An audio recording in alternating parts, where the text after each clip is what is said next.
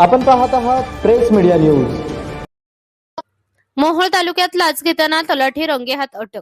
सोलापूर जिल्ह्यातील मोहोळ तालुक्यात लाचलुचपत प्रतिबंधक विभागाने मोठी कारवाई करत तलाठी सुदर्शन उमेश जाधव वय वर्ष 30 याला लाच घेताना रंगेहात पकडले आहे।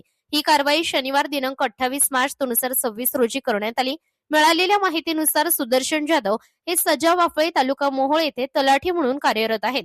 त्यांनी तक्रारदार व इतर 2 ट्रॅक्टर मालकांची मुरुम वाहतूक करणारे ट्रॅक्टर पकडले होते।